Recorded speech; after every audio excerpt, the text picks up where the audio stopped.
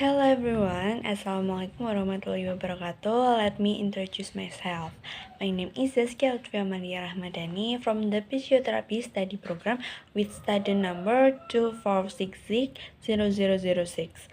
Here I make a video for a basic English assessment. Here I will explain the treatment for ankle injuries. An ankle injury is an injury that occurs to the ankle, namely damage to the connective tissue and muscle that support the ankle. This injury can involve various structures such as bone, ligament, tendon, muscle, and soft tissue around the ankle. How to deal with ankle injuries using independent treatment, namely mild ankle injuries. The first, protection. Protection is carried out by ensuring that the injured ankle is protected so that the condition does not get worse. The second, rest. Rest the injured ankle for at least 3 days after the injury occurs. Try to reduce or even not use the injured ankle at all to speed up recovery. The third, cold compress. Applying a cold compress to the injured ankle for 15 to 20 minutes every 2 to 3 hours for 3 days will help relieve pain and reduce the swelling that occurs. The fourth, compression. Compression is done by wrapping an elastic bandage around the injured ankle area, which will cause swelling. However, make sure not to wrap the bandage too thickly because this can hinder the recovery of the ankle injuries.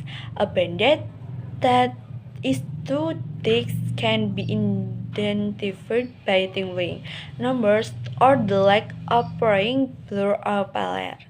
And the last, elevation. Elevation is done by propping up the leg with a small pillow or plaster when sitting or lying down, which will be useful in relieving pain and swelling in the injured ankle. For maximum result, ensure that the injured ankle is positioned parallel to pelvis when sitting, or higher than the chest when lying down.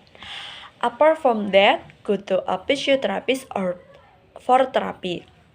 The stages of treatment by a physiotherapist using medical equipment usually involve several steps that are adapted to the patient condition. In general, the following are the steps often carried out by physiotherapists using medical equipment.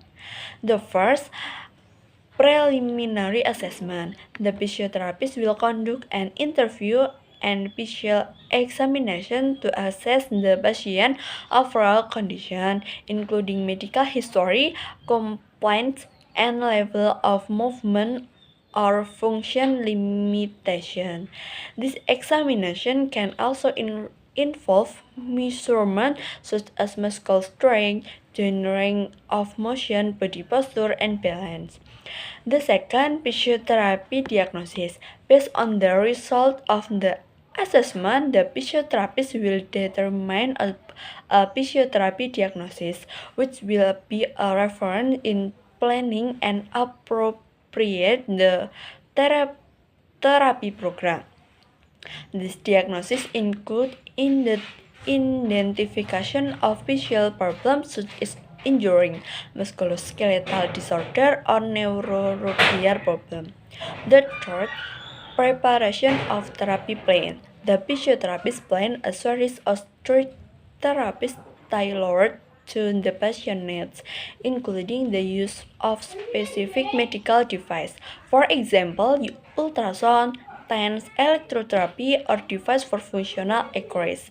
The fourth, implementation of therapy.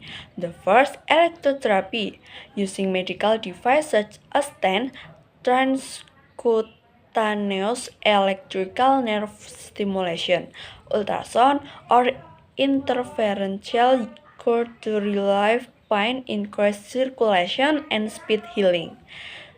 The second, administration of physiotherapy modalities, including the use of hot or cold compress the reduce inflammation of or increase blood circulation.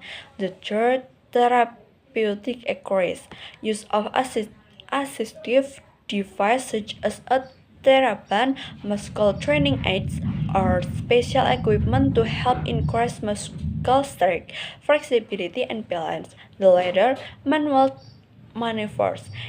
If if necessary, the physiotherapist may also perform manual therapy to mobile stiff joints or muscles. The five, the five evaluation and progress monitoring. Physiotherapists routinely monitoring the patient response to the therapy carried out and adjust the therapy program in necessary. This monitoring involves periodic assessment of movement ability, muscle strength, and pain relief. The sixth, patient education. Physiotherapists also provide education to patients regarding correct body posture, independent recovery techniques, and exercises that can be done at home. And the last, rehabilitation and maintenance. After the acute pass is over, the physiotherapist will direct the patient to a rehabilitation program to restore maximum body function and prevent re-injury. Each therapy is tailored to the patient's specific condition, and the medical tools usually aim to speed up the recovery process and improve the patient quality of life.